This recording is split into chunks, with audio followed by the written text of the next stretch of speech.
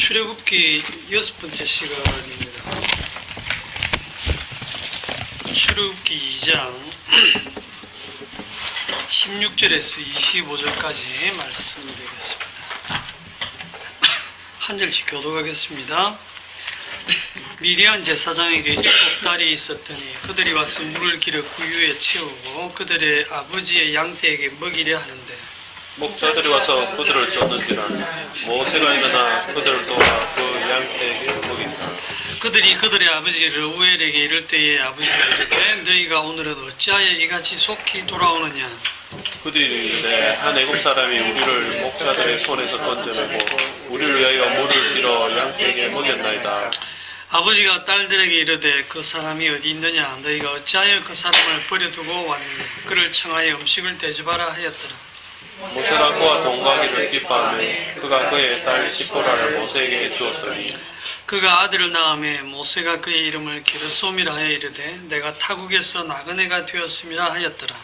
여러 해 후에 애국 왕은 죽었고 이스라엘 자손은 고된 노동으로 말미암아 탄식하며 부르짖으니 그 고된 노동으로 말미암아 부르짖는 소리가 하나님께 상달된지라. 하나님이 그들의 고통 소리를 들으시고 하나님이 아브라함과 이삭과 야곱에게 세운 그의 언약을 기억하사 하나님이 이스라엘 자손을 돌보셨고 하나님이 그들을 기억하셨더라. 아멘. 성경을 가장 잘못 해석하는 방법 중에 하나가 성경에 나오는 그 인물의 어떤 좋은 점을 끌어내 가지고 본받자. 그건 주로 이제 윤리 도덕적인 본받을 점이죠. 때로는 그 믿음, 그 사람 믿음일 수도 있고 이런 점을 이제 끌어내서 우리가 이 사람을 본받자라고 하는 그런 교훈적인 설교가 오늘날 교회에서 행해지고 있는 대부분의 설교의 형태입니다. 그렇게 설교하면 제일 하기가 쉽고 또 무난하고 비난받기도 적고 사람들이 듣기도 편하고 그냥 쉽게 아멘 아멘 할 수 있는 그런 내용이죠. 만약에 그런 식으로 설교한다면 오늘 본문 가지고 무슨 얘기를 하시겠어요?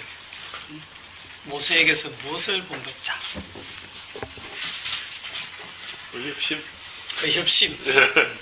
불의를 보고 참지 못하는, 그죠? 여기 아마 하루 이틀이 아니었던 것 같은데 우연히 모세는 우연히 미디안 땅에 머물면서 하루는 우물 곁에 앉았는데 마침 그때 미디안 제사장 7달이 있었는데 그들이 이제 우물에서 물을 길어서 양떼에게 먹이려고 하는데 목자들이 와서 그들을 또 힘으로 쫓아내고 약하니까 나중에 이제 아버지가 딸들에게 어찌 이렇게 속히 돌아오느냐 하는 거 보면 늘 그래 왔던 것 같아요. 그런데 이날은 이제 모세가 도와준 거예요. 모세는 한 명이지만 그래도 왕궁에서 자라면서 이렇게 무술도 좀 익혔을 거 아니에요, 그죠? 상당 그 목자들은 때를 지어 왔을 텐데 그들을 쫓아낼 정도면 모세가 상당한 용기를 내고 불의를 보면 참지 못하는 그런 모습입니다. 저도 인터넷에 여러 개를 뒤져보니까 대부분이 이제 불의를 보고 참지 못하는 그것 때문에 앞에서도 살인을 하게 되고 또 여기 남의 땅에 와가지고도 그 남의 일에 모른 척하지 그것도 참견해가지고 모세의 오지랖이라고도 이렇게 표현한 데도 있던데 여러분들 어때요? 여러분들은 불의를 보면 참지 못합니까? 이vic대 입사님은 좀 잘 못 참으시겠어요? 힘이 있으면 참지 못하는데요. 이 사람이 상당한 무예 실력이 있고 한 방에 사람을 죽일 수 있을 정도의 실력이 있으니까 이런 힘이 없으면 참죠. 그렇죠.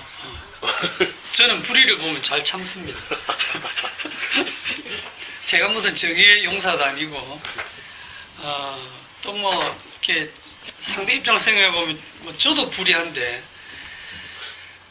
어떨 때 이제 못 참냐면 나한테 어떤 이런 손해가 올 때, 경제적인 손해가 올 때는 좀 못 참고 막 이렇게 따지고 들고 그죠? 청와대 민을 넣고 이런 식으로 하겠죠. 그런데 이제 그런 불의를 보고 참지 못하는 성격을 아주 훌륭한 성격으로 해가지고 이걸 본받자는 얘기들이 참 많던데, 이거는 뭐 교회 안 다니는 불신자들 보고 이 구절 읽고 뭐 어떤 좋은 점이 있냐 물었을 때 다 그리 대답할 거예요. 근데 하나님이 그런 교훈받으라고 이 말씀을 기록하셨겠습니까? 그리고 예수 믿는 사람보다는 안 믿는 사람 중에 더 불의를 보고 참지 못하는 정의롭게 사는 사람들이 더 많거든요. 그리고 이 당시에 모세는 오늘날로 치면 예수를 믿는 사람이라고 보기도 좀 힘들어요. 왜냐하면 자라온 배경을 보면 우리 식으로 얘기하면 믿는 집안에서 태어나긴 했는데 버려져서 입양이 됐는데 이집트의 그 태양신을 섬기는, 태양신 라를 섬기는 그 중심지 그 왕궁에서 40년을 자랐으니까 하나님에 대해서 뭘 제대로 알겠습니까? 그리고 또 여기 미디안으로 쫓겨왔는데 나머지 40년을 어디서 사느냐면 미디안 제사장의 집에서. 미디안 하필이면 또 제사장이에요. 그러니까 이방 땅에 제사 지내는 사람이니까 오늘날로 표현하자면 무당집이에요. 기독교 배경이 아니고 무당집에 7딸이 있었는데요. 그 중에 제일 예쁜 딸을 하나 고르지 않았겠어요. 거기서 40년간 살아가요. 이 40년을 이제 결혼 생활, 그 다음에 직업, 양치기, 그 다음에 자식 낳은 거, 뭐 이런 정도를 그냥 기록을 해놨어요. 22절에 보면 아들을 낳고 이름을 게르솜이라 하여서 내가 타국에서 나그네가 되었다 이렇게 표현한 걸 보면, 미디안 땅을 타국이라고 한 걸 보면 애굽이 뭐라는 얘기예요? 자기의 고향 땅, 자기의 조국은 애굽이다라는 뉘앙스가 있는 겁니다. 내가 지금 내 조국에서 이렇게 쫓겨와가지고 이 타국에서 지금 나그네가 되어 살고 있다 하는 걸 보면, 이 모세가 자기 조상들의 하나님, 아브라함과 이삭과 야곱의 하나님에 대해서 잘 알까? 잘 모르겠죠. 별로 개념이 없다 이렇게 저는 생각이 듭니다. 그래서 뭐 이 모세에게서 본받을 것이 있느냐, 제가 볼 때 본받을 게 하나도 없어요. 그냥 평범하게 사는 겁니다. 본받으려고 하면 무당집 딸이랑 결혼을 하든지 뭐. 우리가 이 성경 뒤쪽으로 가면 사사기에 보면 왕이 생기기 전에 사사시대에 삼손이라고 하는 사사가 있죠. 사사가 여러 명 있는 중에 삼손과 데릴라, 그 여자 이름이 데릴라인 거예요. 제가 예수 믿기 전에 이 삼손과 데릴라라는 영화를 여러 번 봤거든요. 참 재밌게 봤는데, 삼손은 천하 장사잖아요. 힘이 왜 그렇게 셌죠? 머리카락. 예찬이도 기회가 준 거니까. 이때가 이제 이스라엘하고 블레셋하고 이렇게 전쟁을 할 때인데, 이 삼손은 태어날 때부터 나실린으로 태어나서 독주를 마시지 않고 삭도를 대지 않아서 털을 안 깎아서 머리카락이 굉장히 길었어요. 그리고 그 긴 머리카락에서 힘이 나온다라고 생각을 했죠. 괜히 머리카락 얘기를 하는데 어쨌든 머리가 막 이 삼손의 머리가 이렇게 길었던 것 같아요. 그런데 여러분 진짜 머리카락에서 힘이 나옵니까? 제가 힘이 하나도 없어요. 제 머리카락이 없어서. 그 삼손의 긴 머리카락에서 힘이 나온다라고 하는 것은 전혀 과학적인 근거가 없잖아요. 근거가 없음에도 불구하고 삼손이 머리카락 잘렸을 때 힘이 싹 다 빠졌어요. 그리고 자기도 모르게 어느새 머리카락이 길어졌을 때는 또 힘을 냈거든요. 그걸 보면 야 이상하다. 진짜 모세가 아니고 삼손이 머리카락이 길었을 때 이렇게 힘이 나는구나. 이거는 어찌 보면 그 아주 미신 같은 생각인데도 놀라운 건 하나님이 그런 잘못된 미신 같은 생각을 그대로 쓰고 계신다는 사실이에요. 하나님이. 야 그거는 어리석은 생각이야.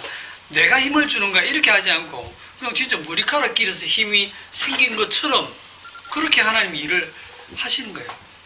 그렇게 인간들의 잘못된 어떤 사고나 습성 그런 것들을 그대로 쓰시면서 인간의 죄를 이렇게 지져가지고 끌어내시는 식으로 일을 하세요. 히브리서에 보면 이 삼손이 믿음의 사람 명단에 탁 올라가 있습니다. 삼손이 어떤 믿음을 가졌어요? 우리가 나중에 사사기서를 읽어보면 삼손이 잘한 거는 그냥 여자 꽁무니 쫓아다니는 것밖에 없어요. 그냥 맨날 힘쓰면서 여자 따라다녔어요. 오늘 같은 미투 운동에 아마 제일 먼저 걸려들 사람이 삼손일 건데, 이 삼손이 뭐 믿음이고 뭐고 없이 그냥 그러다가 이방 여자인 이 데릴라에 이렇게 완전히 빠져가지고 그 여자의 꼬임에 빠져서 이렇게 술을 하여튼 잠이 들어서 머리카락이 잘리죠. 그리고는 이제 힘없이 체포되어가지고 적진에 잡혀가고 눈이 뽑히고 포로가 되죠. 마지막에 이제 죽기 직전에 그 다곤 신전에 이렇게 이제 삼손을 불러내서 막 희롱을 할 때 삼손이 그 큰 기둥벽 사이에 서가지고 거기서 하나님 마지막으로 힘을 달라고 그래서 그걸 밀잖아, 그죠? 그래가 기둥을 무너뜨리고 그 위에 있던 사람들이 다 떨어져서 죽을 때 마지막으로 자기들의 원수인 이 블레셋 사람들을 엄청 많이 죽였다. 그게 끝이에요. 그러면 이 삼손의 얘기에서 뭘 본받아야 됩니까? 뭘 가지고 믿음의 사람 명단에 올라갔겠어요? 딱 하나입니다. 죽을 때 자기 백성을 더 많이 구원했다라고 하는 그 점이 예수님이 십자가에 죽으시면서 자기 백성을 구원했다는 그걸 딱 보여주거든요. 자기는 의도하지도 않았어. 그게 예수님을 증거하는 모습이기 때문에 그걸 믿음이다 이렇게 올리는 거예요. 네, 십자가를 보여주는 거예요. 삼손 본인에게 무슨 믿음이 있습니까? 평생 그냥 여자만 좋다고 따라다니는 거예요. 근데 이걸 두고 이제 사람들이 보통 설교를 하면 이렇게 삼손처럼 성령 충만해서 힘이 세도 여자를 조심해야 됩니다. 네, 교회에서 목회를 하려면 여자를 조심해야 됩니다. 그런 얘기를 하거든요. 성경이 그 얘기하려고 삼손 얘기하는 거 아니거든요. 삼손이나 모세나 성경이 어떤 인물을 통해서도 우리가 부러워할 것도 없고 본받을 것도 없고요. 그들의 어떤 믿음의 모습도 그들의 믿음도 아니고 또 어찌 보면 이들의 성격이나 성품도 다 누가 주신 거예요? 하나님이 주신 거예요. 출애굽기 4장 10절을 한번 봅시다. 한 장 넘겨보시면 출애굽기 4장 10절에 모세가 여호와께 아뢰되 오 주여 나는 본래 말을 잘 못하는 자니이다. 주께서 주의 종에게 명령하신 후에도 역시 그러하니 나는 입이 뻣뻣하고 혀가 둔한 자니이다. 여호와께서 그에게 이르시되 누가 사람의 입을 지었느냐? 누가 말 못하는 자나 못 듣는 자나 눈 밝은 자나 맹인이 되게 하였느냐? 나 여호와가 아니냐? 그러니까 누가 사람의 입을 지었느냐? 누가 눈을 보게도 하고 안 보게도 했느냐? 이게 단지 신체 조직만 얘기하는 게 아니죠. 우리를 만드실 때에 우리의 성품, 성격 다 만드셨다니까요. 불같은 성격, 불의를 보면 참지 못하는 성격, 걱정이 많은 스타일, 아주 그냥 천하태평인 그런 성격 다 하나님이 필요해서 만드셨다니까요. 이제 가라 내가 네 입과 함께 있어서 할 말을 가르치리라. 하나님이 모세의 입과 함께 있겠다는데 모세가 믿음이 없습니다. 오 주여 보낼 만한 자를 보내소서. 모세에게 무슨 믿음이 있습니까? 자, 이렇게 하나님께서는 우리 각자의 사람들의 눈과 코와 입을 다 만드셨지만 그 보이지 아니하는 것들, 마음, 성격, 어떤 긍휼히 여기는 마음, 불같은 성격, 잘 참는 성격 이런 것들도 다 하나님이 만드셨어요. 그걸 왜 만드셨겠습니까? 그게 이제 골로새서 1장 16절에 보면 만물이 그에게 창조되되 하늘과 땅에서 보이는 것들과 보이지 않는 것들과 혹은 왕권들이나 주권들이나 통치자들이나 권세들이나 만물이 다 그로 말미암고 다 그를 위하여 창조되었고. 자, 그를 위하여 창조되었다 할 때 그가 누굽니까? 예수님이거든요. 하나님의 아들 예수님을 위해서 만물이 창조되었고 만물이 다 그를 위해서 존재한다 말이죠. 예수님의 주 되심을 증거하기 위해서 존재하는 거예요. 그래서 여러분들의 성격도 어찌 보면 여러분 탓이 아니에요. 여러분이 여러분 자신이 나는 왜 이럴까 이런 걸 탓하지 마세요. 주님이 그렇게 하신 거예요. 노아 홍수 때 보면 정말 뜬금없이 이 정결한 짐승하고 부정한 짐승을 구분하잖아요. 누가 그렇게 구분을 했어요? 하나님이 일방적으로 구분했어요. 도대체 무슨 근거로? 나중에 우리가 그 레위기에 보면 그 레위기 11장에 보면 부정한 짐승하고 정결한 짐승에 대한 규례가 있습니다. 들짐승 중에서 굽이 갈라지고 색임질하는 것은 너희에게 정결한 짐승이다. 돼지는 9번 갈라져 있는데 색임질을 못하니까 너희에게는 부정하다. 만지지도 말고 먹지도 말아라. 이래 되거든요. 그럼 돼지 안 먹습니까? 돼지고기 얼마나 맛있는데. 낙타나 토끼는 색임질은 하는데 9번 안 갈라졌으니까 너희에게 부정하다. 강과 바다에서 지느러미와 비늘이 있는 것은 정결한데 없는 것은 가증하다. 지느러미와 비늘 없는 게 뭡니까? 낙지, 오징어, 안하고, 꼼장어 이런 거 부정하단 말이죠. 다 맛있는 것들인데. 낙지 맛있는. 오늘 제가 낙지볶음을 먹고 싶거든요. 통통한 나도 먹어야 되겠네. 맛있어요. 날개가 있고 네 발로 기어다니는 것은 혐오할 것이다. 그런데 발에 뛰는 다리가 있어서 폴짝폴짝 뛰는 건 먹어도 된다. 메뚜기 종류 이건 먹어도 된대. 그러니까 레위기를 읽어보면 정말 하나님이 시시콜콜 먹을 거 못 먹을 거 막 설명하고 계시거든요. 진짜 할 일 없다 이런 생각이 들 정도로. 예? 그리고 이런 것들은 부정하고 이런 것들은 정결하다. 이게 하나님이 일방적으로 지적하셨어요. 그러면 정결한 짐승으로 분류된 애들은 별 불만이 없겠지만은 부정한 짐승으로 분류된 오징어, 낙지, 안하고 돼지 이런 것들은 기분 나쁠 거 아니에요. 불만이 있을 거 아니에요. 하나님 지어놓고.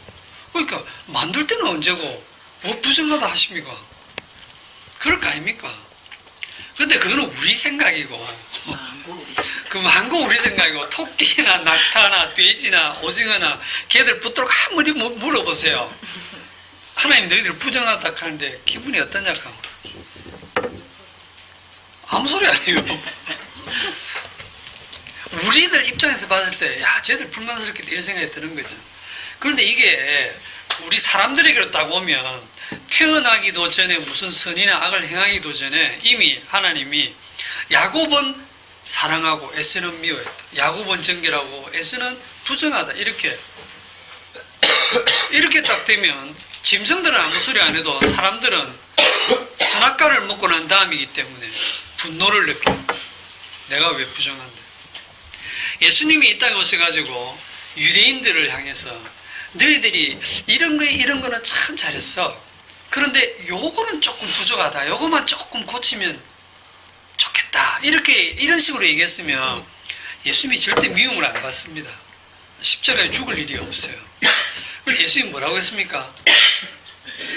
너희 행사가 다 악하다 그랬어요. 하나부터 열까지 다 악하다. 너희는 다 부정한 자다. 그렇게 해버리신 거예요. 가늠하다가 현장에서 잡힌 여자 보고 넌 부정한 여자 이렇게 하신 게 아니고 오히려 신앙생활을 잘하고 있는 굉장히 점잖은 그런 유대인들을 향해서 그것도 예수님을 믿겠다고까지 나온 그런 사람들을 향해서 너희들은 마귀 새끼다. 너희 아비는 마귀다. 도사의 자식들은. 그렇게 얘기를 하셨거든요. 이 말씀을 들었을 때 그 예수님이 지금 여러분 눈앞에서 여러분을 향해서 넌 부정해. 너는 악해. 너는 하는 일이 전부 다 악해. 너는 마귀 새끼야. 이렇게 말해줄 때 여러분들이 거기에 대해서 동의를 하시겠습니까? 아니 내가 왜 악해? 나는 어릴 적부터 하나님 믿는 가정에 태어나서 하나님 믿으라 해서 믿었고 말씀 지키라 해서 지켰고 목숨 걸고 지켰고 시키는 대로 하라 다 했는데 내가 왜 악해?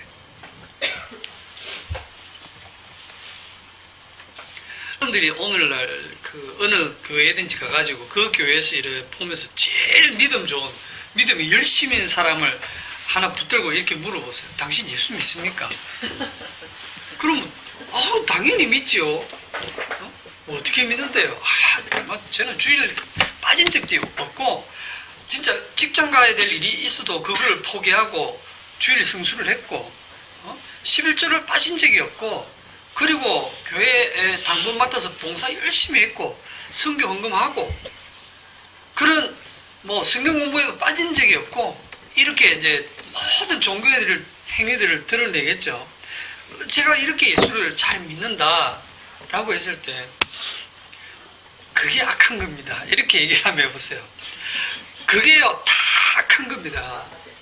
다 그게 지옥 갈 짓입니다. 이렇게 말해보세요. 그러면 아멘 이래 하겠습니까? 이 양반이 미쳤나? 이래 나오겠죠. 아니 안 믿는 거는 악한 일이지만 믿는 거는 선한 일이잖아요. 이렇게 따지겠죠. 그럴 때 그 믿으면 선이고 안 믿으면 악이다라고 생각하는 판단하는 당신 그 자체가 악입니다. 당신이 믿는 걸 영생 얻으려고 믿기 때문에 그거 탐심이고 그게 우상숭배고 그게 악입니다.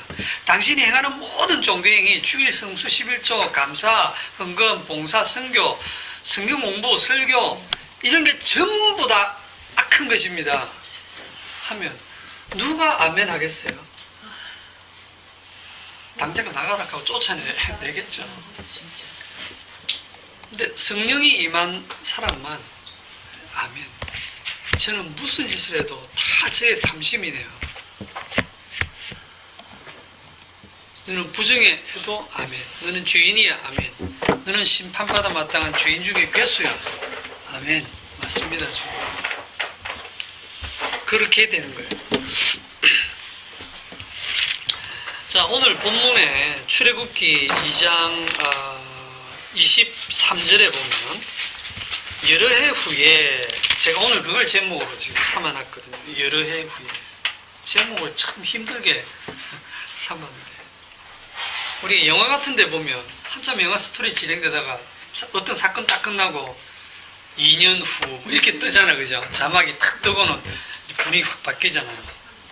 지금 이 여러 해 후에 할 때 이 여러 해 후가 몇 년이냐 하면 영화로 치면 40년 후 이렇게 지금 뜨는 거예요. 40년이 훅 날아갔어. 미디안에서 양치기 생활 40년 후 하고 탁 넘어갔다.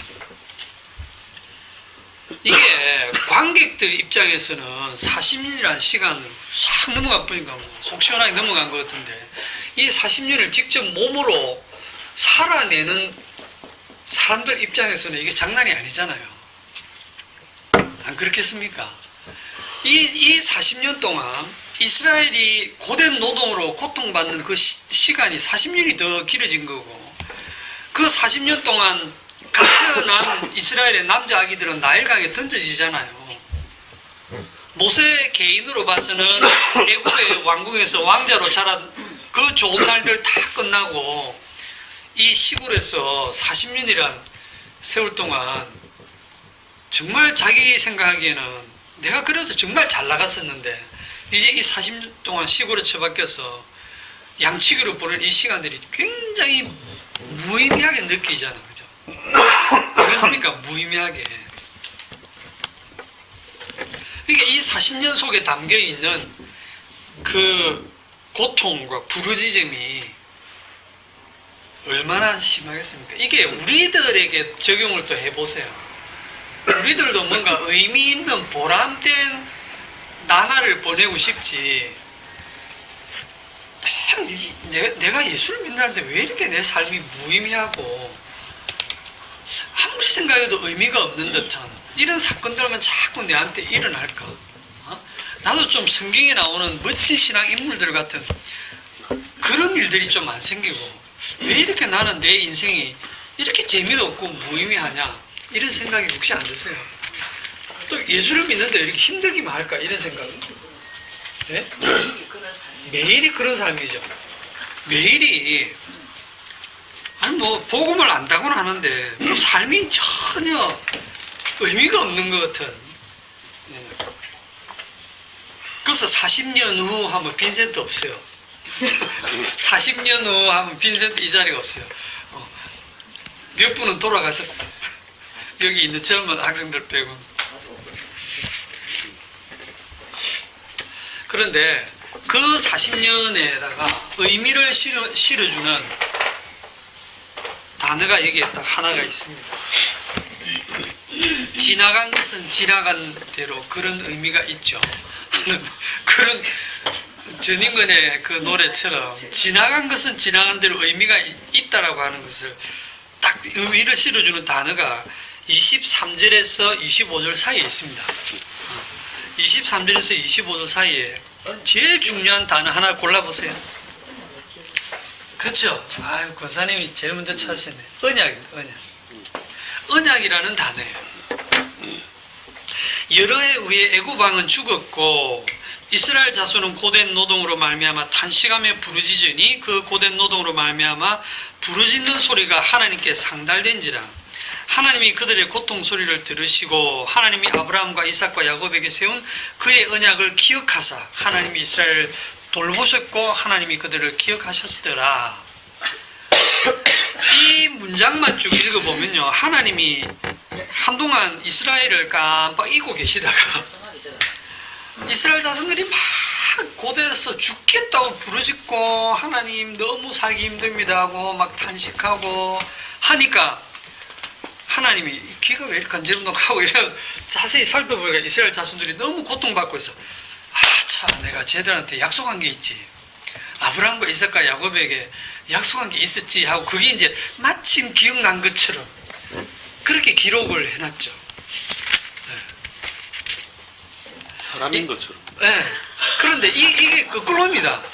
하나님이 언약을 하셨는데 이 언약 때문에 이스라엘 자손을 돌보셨다고 하는데 돌보시는 방법이 이토록 고난을 당하게 하신 거예요. 부러지셔서 하나님이 기억하시고 돌보시는 게 아니고 부러지는 환경을 만드신 거예요. 왕을 통해서 핍박을 가하고 고된 노동으로 그들을 괴롭게 하고 모세가 태어나게 하고 모세가 버려지게 하고 왕궁에서 자라게 하고 또 40년 동안 모세는 미디안 광야에서 정말 무의미한 듯한 그런 생활을 보내게 하시고 그 40년이라는 긴 세월 동안 하나님이 그렇게 하신 겁니다. 어떤 언약이 그렇게 한 거예요. 언약이. 그런데 이 언약이라고 하는 것은 땅의 언어가 아니거든요. 땅의 언어가 아니에요. 왜냐하면 이 언약은 땅이 생기기도 전에 천지가 창조되기도 전에 언어가 생기기도 전에 창세전에 있었던 거예요. 아버지와 아들 사이에 그 언약이 지금 역사 속에서 이루어지고 있는 과정인 것입니다. 그 언약을 아브라함과 이삭과 야곱에게 하시면서 그 언약을 마치 기억해서 이런 일을 한 것처럼 하지만 이 언약이 먼저 있었어요. 우리가 성경을 하나님의 말씀이다 이렇게 부르잖아요. 성경을 하나님의 말씀이라고 부르는데 그거는 이 땅의 얘기가 아니라는 거예요. 이 세상 얘기가 아니라는 거예요. 이 세상, 우리가 살고 있는, 우리가 경험하고 있는 이 세상 얘기가 아니다. 그런데 솔직히 여러분들 오늘 본문을 쭉 읽었지만 이 어디에 하나님의 말씀다운 위엄과 분위기나 하나님의 말씀 같은 그런 어떤 비밀스러운 것이 보입니까? 전혀 아니잖아요.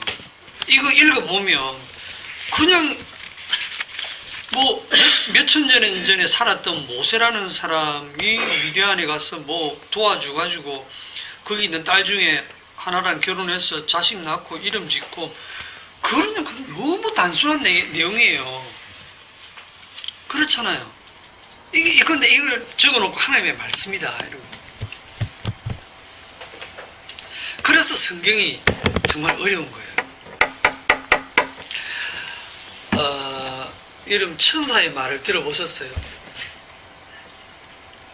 천사의 말을 하는 사람도 천사의 말 못 들어봤습니까? 천사가 어떤 말을 씁니까? 영어 씁니까? 한국어 씁니까?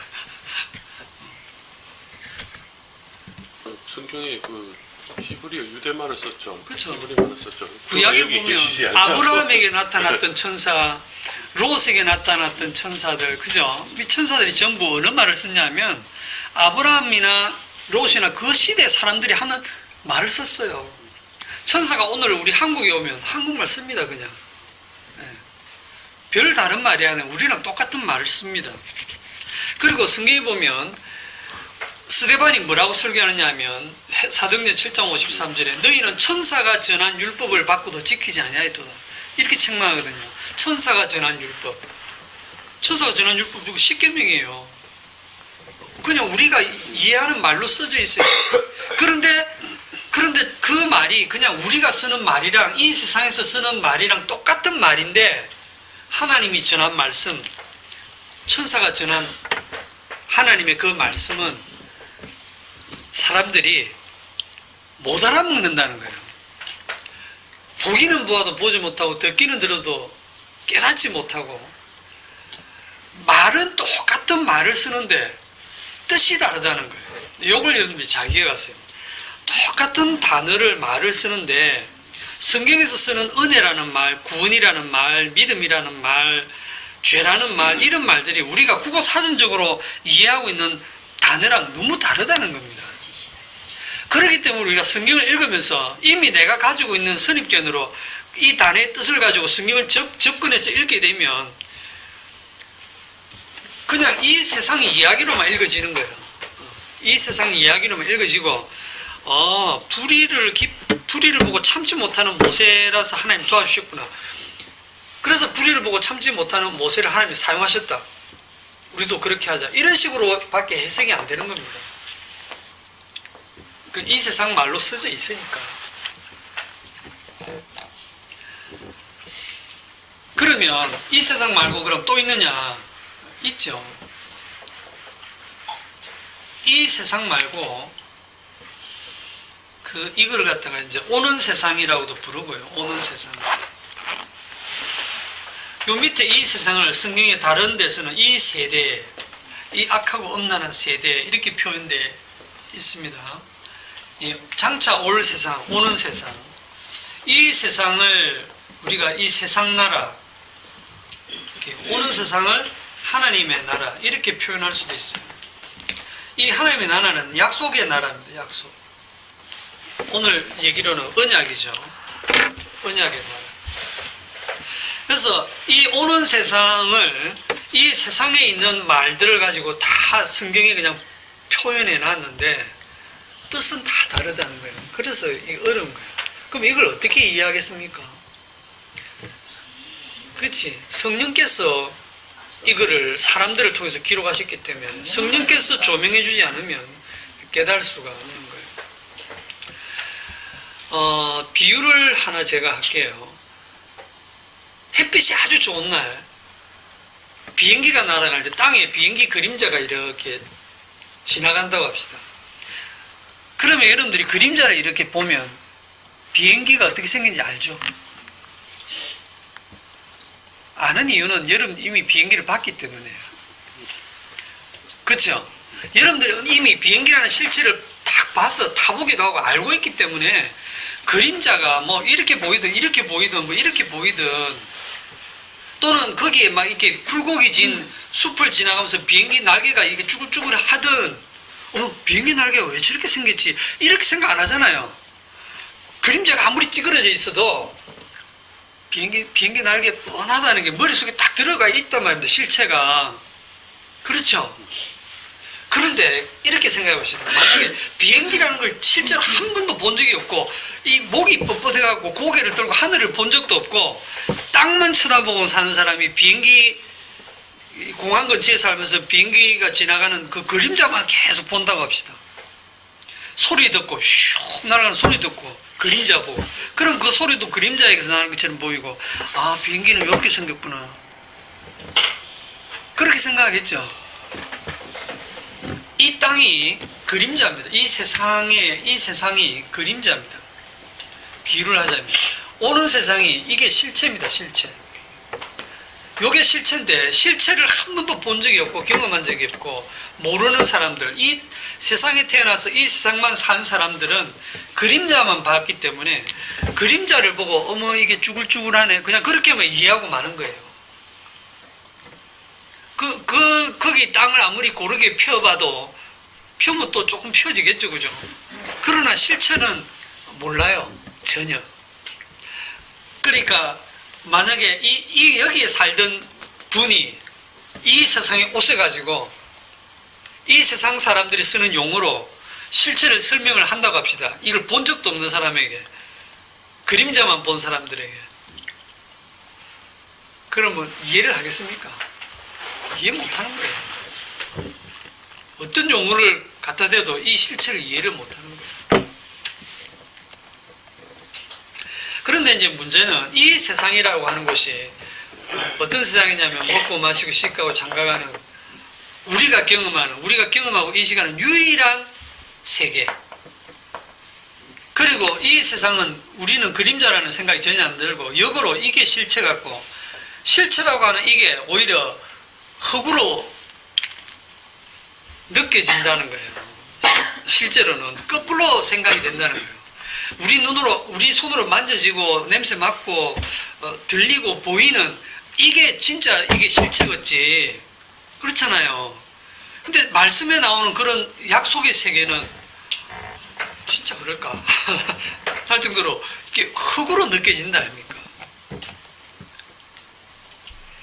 자, 신자는 어느 날 갑자기, 불신자는 지금 이 밑에 이 세상만 살고 있습니다. 그런데 신자는 어느 날을 시점으로 이 두 세상을 살게 됩니다. 두 세상을. 이걸 단일 현실이라 그러면 이 두 세상을 동시에 겹쳐서 그 사이에 끼어서 사는 이 성도는, 신자는 다중의 현실 속에 살고 있다, 이렇게 표현할 수도 있어요.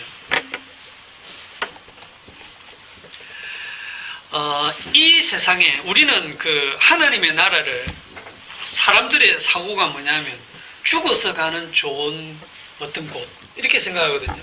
내가 죽어서 가는 그 좋은 곳이 어떻게 좋으냐면 이 땅에서 내가 좋았던 것들이 거기에 가서 더 연장되는 그런 식의 사고예요.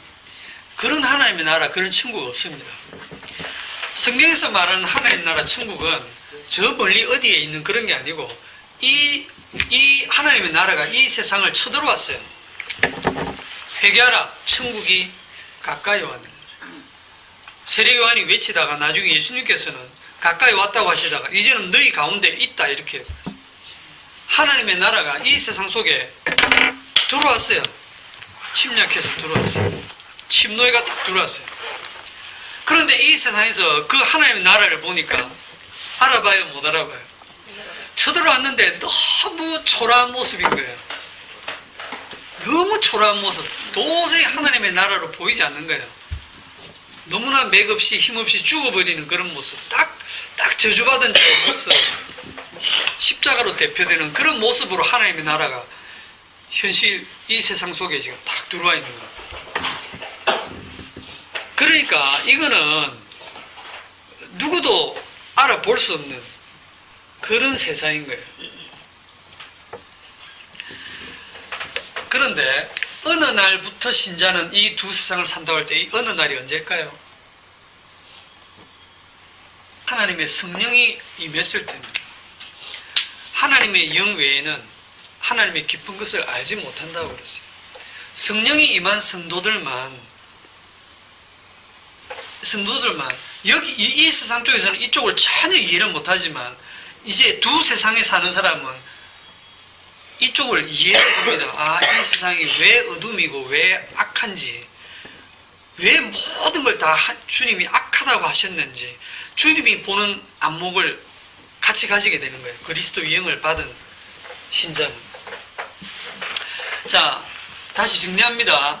하나님의 말씀은 이 세상에서 쓰는 단어와 똑같은 말을 쓰지만 뜻이 다르다. 그래서 못 알아듣는다.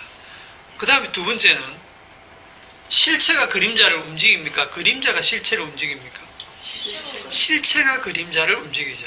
그림자 쪽에서 아무리 그림자를 모양을 바꾸려고 해도 평평하게 해서 모양을 조금 바꿨다 쳐도 실체는 전혀 변화가 없어요. 그걸 쉽게 말하면 땅에서 백날 천날 부르짖고 철야하고 나무뿌리 뽑아도 하나님의 보좌는 안 움직인다는 겁니다. 그림자 아무리 움직여보세요. 하늘의 보좌가 움직이는지. 그런데 성경은 어떤 식으로 기록되어 있냐면 그들이 고된 노동으로 말미암아 부르짖는 소리가 하나님께 상달한지라. 딱 이거 보면 사람들이 미치죠. 야, 우리도 부르짖으면 하나님의 보좌에 상달된다 이렇게 생각한다니까요. 그러니까 막 열심히 부르짖는 거예요. 주야 삼창하면서 네. 백날 천날 부르짖어도 안 달라집니다. 하나님의 고집은 대단합니다. 하나님은 딱 이미 언약을 창세전에 딱 정해놓고 이 언약 따라서 이 세상을 역사를 진행해 갑니다. 그 언약의 주 내용이 뭐냐? 주님 홀로 다 이루셨다. 다 이루셨다. 주님 홀로 다 이루셨다. 이게 성경 전체의 얘기거든요. 그래서 주님이 주 되셨다. 그런데 우리가 성경을 읽으면 사실은 마치 우리가 아직도 해야 될 일이 남은 것처럼 기록들이 돼 있잖아요. 이걸 해라, 저걸 해라, 거룩해라, 있잖아요. 그러니까 이게 이제 자꾸 성도들이 헷갈려하는 부분인데, 지난주 오후에 잠깐 나눴던 그 말씀을 조금 정리를 하려고 합니다. 우리 양분 사님도 그때 일찍 가셨고, 우리가 예수를 믿고 복음을 아는 그 신자들이 제일 많이 헷갈려하는 부분들이 특히 신약 성경에 오면 하라, 하지 마라고 하는 그 말씀들이에요. 서신서에 많이 등장하죠. 사도 바울이 기록한 그 서신서를 보면 대부분 앞부분에서는 교리 편이다 이렇게 표현을 해요. 교리가 나오고, 그 다음 뒷부분에 가면 뭐 생활 속에 이제 실천하는 실천편 이렇게 나오죠. 골로새서 같은 경우도 앞쪽에서는 너희는 죽었고 너희 생명이 그리스도와 함께 하나님 안에 감추어져 있느니라 막 이렇게 나오잖아, 그죠? 그러다 뒤에 가고는 남편들아 아내를 사랑하기를 그리스도께서 교회를 상해서 몸을 준 것처럼 하라. 아내들아 남편에게 복종하기를 그리스도에게 하듯해라 하고 막 실천편이 나오잖아, 그죠? 그죠? 그런데 이제 이게 특히 어려운 게 교리는 성령 받지 못하는 사람들은 교리를 백날 얘기해도 우리가 죽었고 그리스도 우리의 생명이 하나님 안에 감추어져 있다. 무슨 말이지 이게? 이해가 안 돼요. 그 다중현실 얘기하는 거거든요. 이 땅에서는 죽은 자고 우리의 생명이 그 하나님 안에 감추어져 있다고 하는, 이거는 못 알아듣는데 실천편에 딱 오면 알아듣는 소리를 하거든요. 아, 그렇지, 이렇게 살아야지, 진작 이렇게 말씀하시지. 그래서 이제 그거를 하려고 하는 거예요. 그 말씀을 그대로 이제 자기가 지키려고 하는 거예요. 그걸로 이제 믿음을 대신하려고 합니다. 왜냐하면 그 뒷부분을 읽으면 다 자기가 할 수 있을 것 같은 말씀들을 하거든요. 물론 이제 다는 못하지만 최대한 노력할 수 있는. 그래서 그 부분에 오면 이제 다 넘어가요. 다 떨어져 나가요. 어떻게 떨어져 나가냐면 앞에 그 교리편에서 얘기했다고 하는 그 주님이 다 이루심, 주님이 완전히 다 이루셔서 은혜로 베푸셨다고 하는 그 십자가 은혜는 다 날아가 버리고 뒤에 이제 자기가 해야 될 무거운 짐만 잔뜩 안고 종교 생활을 하는 거예요. 성경이 딱 그런 구조로 되어 있습니다. 구약도 그렇고 신약도 그렇고. 그러니까 성경을 열심히 읽고 공부해서 열심히 실천해서 다 지옥 가라 이런 뜻이 되는 거예요. 예? 하나님이 택하지 않는 자들은. 우리가 성경 말씀을 잘 공부를 해서 천국 갈 수 있을 것 같으면 성령이 필요 없죠. 예. 성령이 필요 없는 거예요. 성경 공부 백날 첫날 뭐 원어로 공부해서 잘해서 자기가 깨달은 것 같아도 그걸로 천국 가는 게 아닙니다. 자, 우리가 한 곳을 봅시다. 에베소서 에베소서 지난주에 5장을 봤죠. 5장 8절. 에베소서 5장 8절.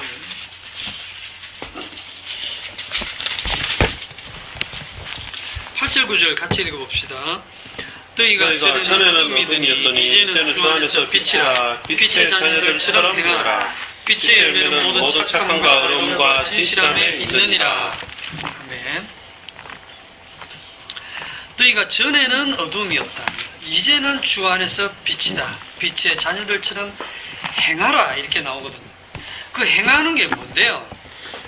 모든 착함과 의로움과 진실함이 있다. 그리고 뒤에 내려가 보면 또 뭐가 있냐면 어둠의 일에 참여하지 말라. 주님이 기뻐하실 게 뭔지를 시험해 보라. 그 다음에 또 쭉 가보면 세월을 아껴라. 또 18절에 가면 술 취하지 말라. 이는 방탕한 것이니 성령의 충만을 받으라. 시와 찬미와 신령한 노래로 서로 화답하고 너희 마음으로 주께 노래하며 찬송해라. 그리고 쭉 내려가면서 이제 아내들아, 그 다음에 남편들아, 뭐 자녀들아, 종들아, 상전들아, 이렇게 살아라 하고 쭉 기록이 돼 있잖아요. 너희가 전에는 어둠이, 어둠이 뭔지 혹시 이렇게 얘기하실 수 있는 거예요? 어둠은 뭐고 빛은 뭐다? 너희가 어둠이더니 지금은 빛이다. 어둠이 뭐고 빛이 뭘까요? 권사님? 일단 이제 죄 주고 사실 창세기 1장 그 2절, 3절, 4절 이렇게 가야 되거든요. 그래 하면 시간이 너무 길어지니까 그거는 뭐 오후에 좀 보도록 하고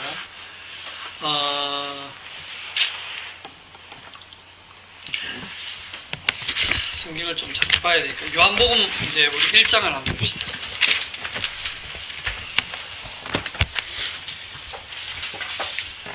요한복음 1장 1절에 태초에 하나님이 천지를 창조하시니라고 하는 창세기가 지금 여기서는 다르게 좀 해석이 되어 있습니다. 성령 받고 난 후에 사도 요한이 기록한 거예요.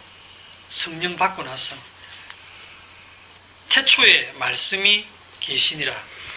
이 말씀이 하나님과 함께 계셨으니 이 말씀은 곧 하나님이시니라. 자, 여기서도 이렇게 보면 말씀이라고 하면 언어잖아, 그죠? 말이잖아요. 인격이 아니잖아요. 근데 말씀이 계신다, 하나님과 함께 계신다, 그가 곧 하나님이다. 이렇게 말을 해버리잖아요. 이게 뭔 말이야? 이래 되죠. 그러니까 여기서 벌써부터 말씀이라는 이 용어가 우리가 쓰는 교장 선생님 말씀할 때 그런 말씀이랑 전혀 다른 의미잖아요. 그렇죠? 그가 태초에 하나님과 함께 계셨고 만물이 그로 말미암아 지은 바 되었으니 지은 것이 하나도 그가 된 것이 그가 없이는 된 것이 없느니라. 그 안에 생명이 있었으니 이 생명은 사람들의 빛이라. 빛이 어둠에 빛이 돼 어둠이 깨닫지 못하더라. 하나님께로부터 보내심을 받은 사람이 있으니 그의 이름은 요한이라. 이건 세례 요한입니다. 그가 증언하러 왔으니 곧 빛에 대하여 증언하고 모든 사람이 자기로 말미암아 믿게 하려 함이라. 그는 이 빛이 아니요 이 빛에 대하여 증언하러 온 자라. 참 빛 곧 세상에 와서 각 사람에게 비추는 빛이 있었나니. 자, 지금 여기서 말하는 이 빛이 누굽니까? 빛이 예수 그리스도입니다.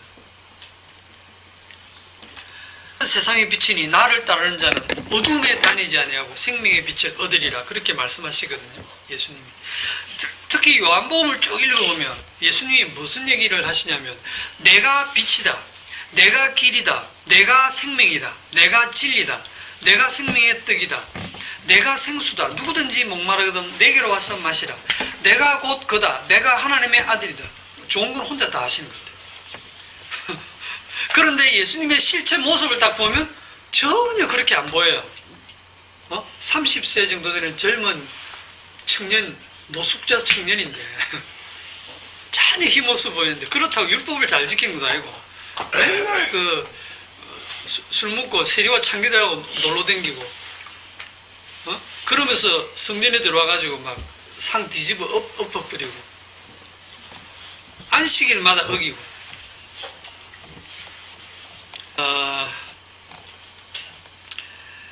우리가 이 사복음서를 잘 보면 정말 이 빛의 자녀처럼 살고 있는 사람들이 누굽니까? 우리가 공포영화 같은 거 보면 마귀가 굉장히 흉측한 모습으로 나오죠. 막 괴물처럼 해갖고 사람 잡아먹고 이런 모습으로 나오지만 성경에는 마귀가 절대 그런 모습으로 안 나와요. 어떤 모습으로 나옵니까? 사탄도 자기를 광명의 천사로 가장한다 이러잖아요. 정말 빛의 천사처럼 가장합니다. 마귀는 절대 흉악한 모습이 아니에요. 그럼 마귀의 자식들도 어떻게 나타났냐면 자기들도 의의 일꾼, 사탄의 일꾼인데도 의의 일꾼으로 가장해서 나타난다. 이 땅에서는요, 진짜 빛의 자녀들처럼 나타난다니까요. 그게 누구냐면 유대인들, 바리새인들이에요. 그들의 사는 모습이 정말 빛의 자녀들 같았고, 그 반대편에 누가 있냐면 세리와 창기와 그 죄인들이 어둠의 자식들 같은, 그들은 진짜 어둠의 자식들이고. 자, 사도 바울을 한번 예를 들어봅시다. 사도 바울이란 사람이 언제 어둠이었습니까? 사도 바울이 언제가 어둠이었냐면 예수님 만나기 전이 어둠이죠. 그 전의 모습이 어떤지를 여러분 잘 생각해 보세요. 나는 난지 8일 만에 할례를 받아가지고 정통적인 이스라엘 자손이고 언약 안에 있는 자손이고 베냐민 집하고 히브리인 중에 히브리인이고 율법으로는 바리새인이요 율법의 의로는 흠이 없다. 어릴 적부터 철저하게 율법을 지킨 그 사람을 우리가 가까이서 본다면 진짜 흠잡을 데 없는 그런 분이에요. 우리가 지금 오늘날 어느 교회를 가서 가장 신앙생활 잘한다고 하는 사람을 딱 뽑아내도 이 사도 바울 발끝도 못 따라갑니다. 비교가 안 돼요. 이 인간이 할 수 있는 최고의 종교적으로 최고의 경지에 이른 사람들이 바리새인이거든요. 그 중에서도 특히 사도 바울은 대단했거든요. 자, 이 사도 바울이 예수님을 만나기 전에 술 취했겠습니까? 방탕하게 살았겠어요? 아니죠. 시와 찬미와 신령한 노래 불렀습니다. 왜? 시편 다 외우고 있으니까 이런 사람들은 매일 아침 저녁 정해진 기도 시간에 기도하고 찬양하고 그 모습이 빛의 자녀의 모습 아닙니까? 누가 봐도. 그런데 사도 바울의 그 모습이 그게 어둠이라는 거예요. 완전 반전이잖아요. 그런 사람들 보고 예수님이 참 잘한다 해줘야 되는데 너희들은 마귀 새끼다. 너희들은 악하다. 너희는 어둠이다. 이렇게 지금 얘기하고. 어둠이라는 게 언제 드러나냐면 어둠은 저것끼리 있을 때는 어둠인지 몰라요. 그런데 빛이 어둠에 딱 왔을 때 어둠의 속성이 딱 드러나요. 어떻게 드러나는데요? 미운 거예요. 이 빛이. 미워 죽겠는 거예요. 우리가 왜 악한데? 네 뭔데? 하고 하나님의 아들을 죽이는 그 세력이 어둠입니다. 어둠에 사로잡혀 있는 세력이에요. 윤리 도덕적인 거하고 다릅니다. 그런데 이 사도 바울이 빛으로 들어옵니다. 예수 그리스도를 만났어요. 만나고 나서 보니까 자기가 과거에 그렇게 빛의 자녀처럼 살았던 그 모든 것들이 배설물이에요. 똥이에요. 그리고 십자가만 자랑하는 자기의 모습은 뭐예요? 죄인의 괴수와 같은 모습. 나는 죄인의 괴수이기 때문에 의인이 아니고요. 나는 죄인의 괴수이기 때문에 나한테는 십자가밖에 의미가 없다고 하는 거예요. 그 모습이 비친 겁니다.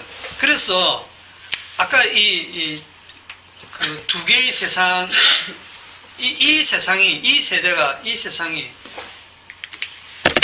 어둠이에요. 이 세상 전체가 어둠에 갇혀 있습니다. 어둠. 거기에 빛이신 예수님이 오신 거거든요. 빛이신 예수님이 이 세상 속에 들어오셨거든요. 들어오셨는데 그 모습이 어떤 모습이냐면 그분이 어둠으로 보이는 거예요. 야, 율법도 어기고 진짜 개판으로 살고 세리와 창기들과 어울리가 술 먹고 방탕하고 예, 오히려 이 어둠이 더 빛처럼 보인다는 거예요. 역으로. 그런데 성령을 받고 나니까 사도 바울이 자기가 빛으로 생각했던 그 옛날에 자기가 살던 그 세상이 이게 진짜 어둠이구나. 이게 정말 악이구나 하는 것을 깨달은 거예요. 그게 보이는 겁니다. 그게 뭐가 빛이냐면 자신이 어둠이라는 사실을 비로소 깨달은 그 순간이 빛인 겁니다. 그걸 성경은 빛이라고 해요. 자, 다윗 왕을 또 예를 들어보세요. 다윗이 언제 어둠입니까? 어느 기점에서부터 빛과 어둠을 나뉘냐면 앞에 막 골리앗 죽이고 뭐 다른 나라를 정복하고 그래서 왕이 되고 하는 그 다 어두운 시절이에요. 언제부터 빛이 되냐면 우리아의 아내 바세바를 빼앗고 우리아를 죽이고, 그러고도 얘는 어두워요. 아무것도 몰라. 누가 옵니까? 나단 선지자가 와가지고 책망하죠. 이 나단 선지자가 와서 책망하는 곡에 성령을 상징합니다. 성령이 오셔가지고 우리를 죄에 대해서 책망하시거든요. 나단 선지자가 와서 너의 죄된 모습을 딱 책망하고 영이 이 다윗에게 임했을 때 다윗이 뭘 깨닫냐면 나는 날 때부터 죄인이구나. 그 전에 어둠일 때가 어떤 모습이냐면 율법적으로 살았죠. 나는 죄를 지을 수도 있고 안 지을 수도 있는데 혹시 죄를 지으면 어떡합니까? 제사 지내면 된다. 맞죠? 제사 지내면 된다. 이런 생각했는데, 그런데 자기가 그렇게 악한 죄를 짓고 나서 선지자가 와서 책망하고 난 다음에 이 다윗이 깨달은 거 뭐냐면 하나님은 제사와 예물을 기뻐하지 않는다. 이거 진짜 파격적인 생각이거든요. 하나님은 제사와 예물을 기뻐하지 않는다. 하나님은 상한 심령을 기뻐한다. 그리고 나는 모태에서부터 나는 나와서 죄를 짓고 안 짓고를 내가 선택할 수 있는 입장이 아니고 아예 죄악 덩어리로 내가 태어났다는 사실을 알게 된 거예요. 그걸 빛이라고 합니다. 그거를. 네? 제자들을 이제 마지막으로 예를 들면 제자들, 사도들은 언제 어둠이고 언제 빛이 됩니까? 제자들이 언제 어둠이에요? 저거 마음대로 살고 있을 때가 어둠이고 뭐 예수님이 나를 따르라 했을 때 그때 빛이 됩니까? 그때도 아니에요. 성령 받고 나서부터 빛이. 그전에는요 육신적인 눈으로, 육신적인 예수님을 눈으로 보고 귀로 듣고 손으로 만지고 모든 기적을 몸으로 체험하고 심지어 부활하신 예수님을 보고도 여전히 그들은 어둠이었어요. 못 깨달았습니다. 예수님의 얘기를 막 들으면서 엠마오로 가다가 마음이 뜨거워지는 경험을 해도 못 깨달았어요.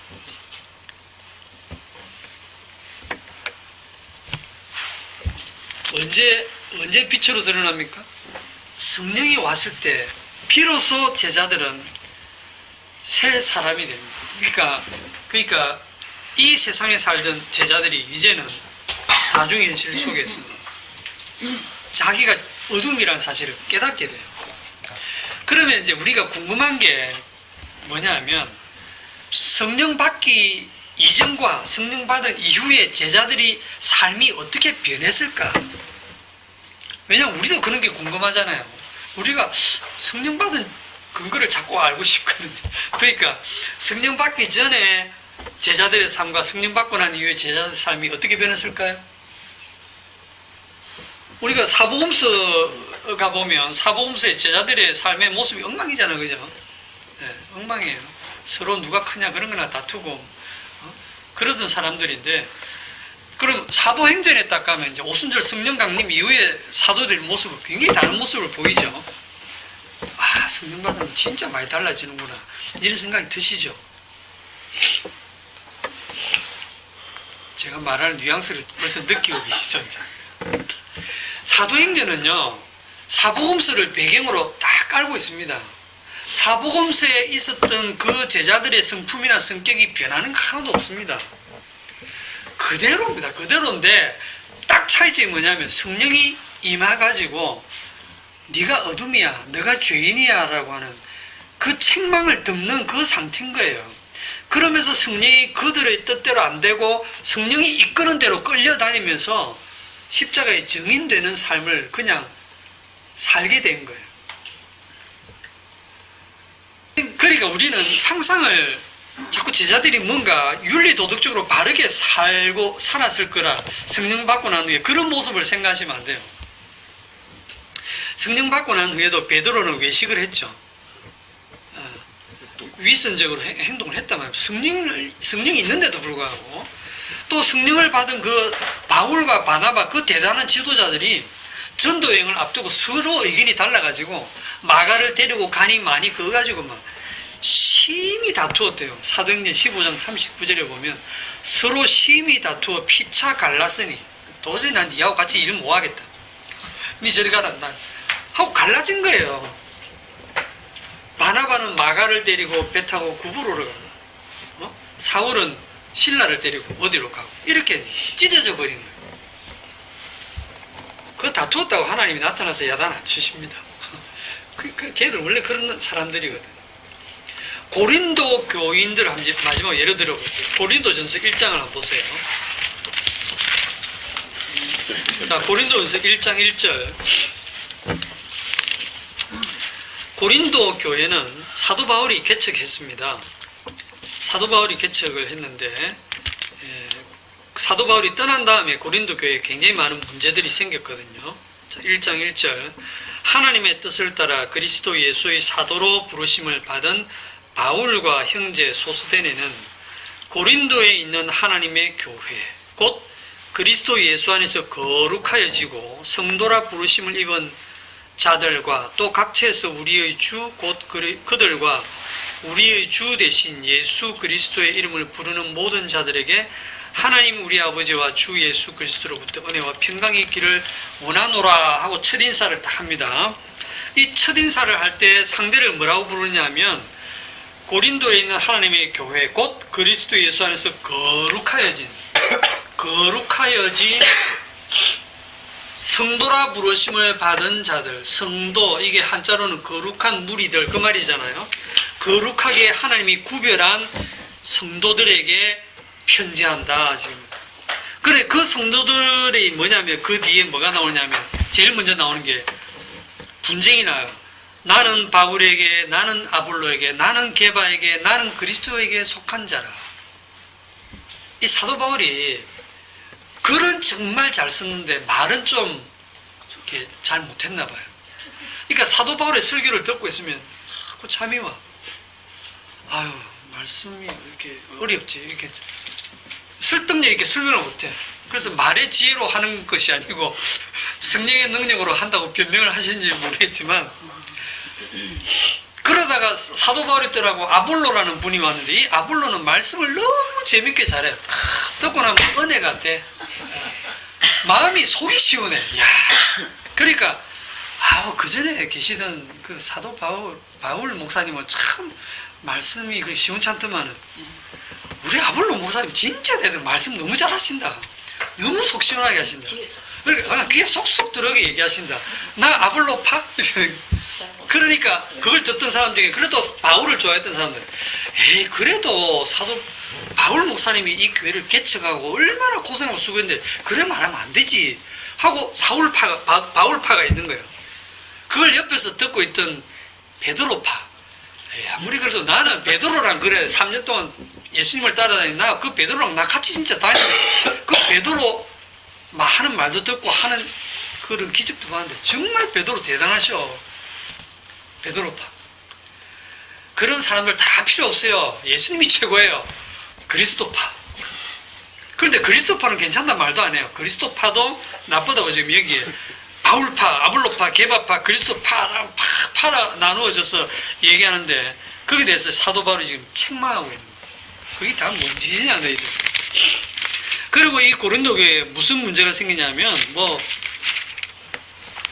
뭐라고 나옵니까? 아버지의 아내를 취한 그런 음행의 문제, 그 다음에 우상에게 드려진 음식 문제, 그 다음에 은사를 내가 받은 은사가 더 나으냐, 네가 받은 은사가 더 낫냐, 은사 받은 문제로 또 막 싸우고, 어떤 소송이 생겨가지고 그거를 안에서 해결 못하고 세상 법정에 들어가고 판단해달라고 해.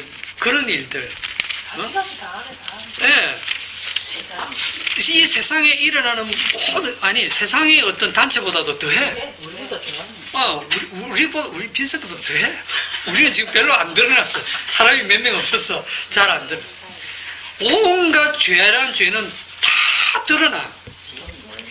이런 사람을 보고 거룩하여진 하나님의 성도라고 지금 사도 바울이 이런 사람들 보고 너희들 그런 짓 하는 거예요. 너희들은 교인도 아니야, 너희들은 성도도 아니야, 이렇게 하시는 게 아니고 여러분들이 하나님의 성도라고 지금 얘기를 하는 겁니다.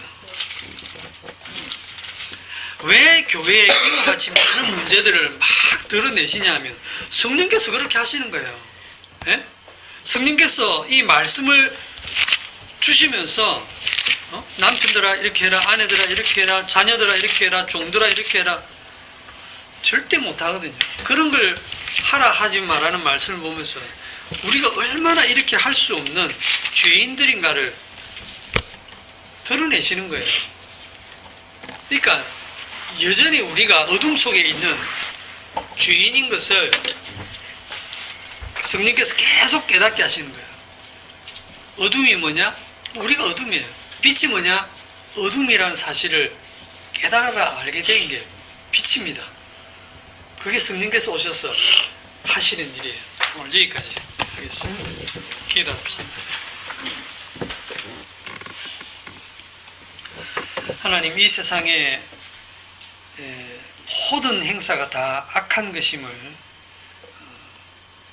우리 주님의 안목과 똑같은 안목으로 볼 수 있게 하여 주시고, 하나님의 성령으로 말미암아 나와 이 세상의 모든 것들이 악할 뿐임을 깨달아 알고, 이런 부정한 자를, 이런 죽어 마땅한 지옥과 마땅한 저희들에게 이 죄를 덮으시고 의롭다 하시고 하늘에 그 영원한 세계를 약속하신 그 약속과 그 주님의 십자가의 피만 자랑할 수 있는 우리 성도들로 삼아 주시옵소서. 예수님의 이름으로 기도합나이다. 아멘. 수고했습니다.